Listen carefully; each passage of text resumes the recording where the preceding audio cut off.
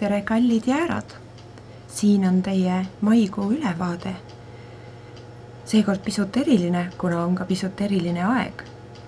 Ehk et kuni 10. maini on siis selline info läbitulemise aeg või teistmoodi olemise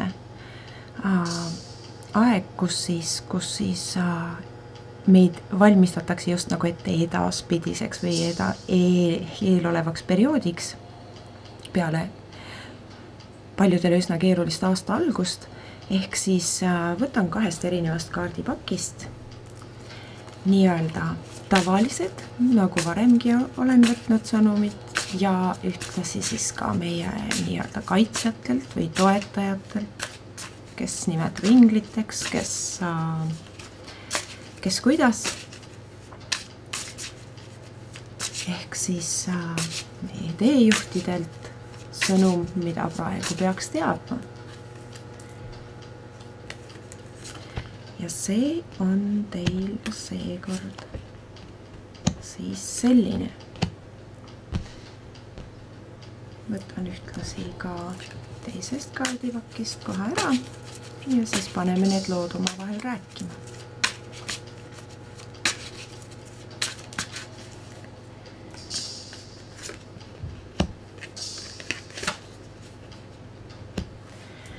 Niisiis, oluline kuni 10. maini. Sõnum teile. Teie ise olete kõige suurem iseenda takistaja.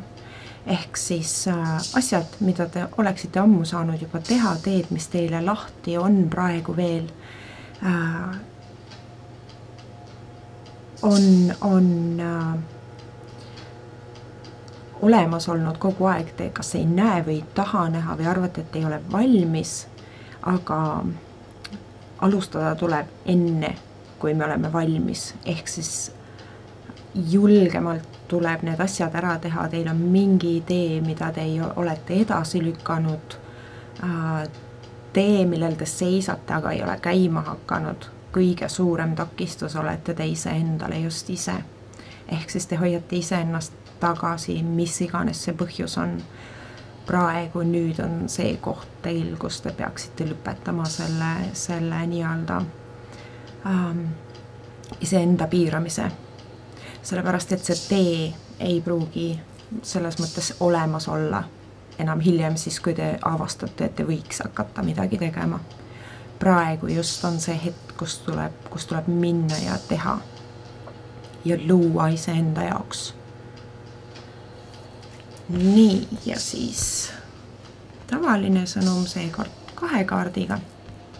Lisaks on siis see, et imeliselt teile kingitakse see kuu väga rahulik, mis tähendab seda, et te saate nautida vilju, mis te olete nüüd aasta alguses ja eelmise aasta lõpus loonud endale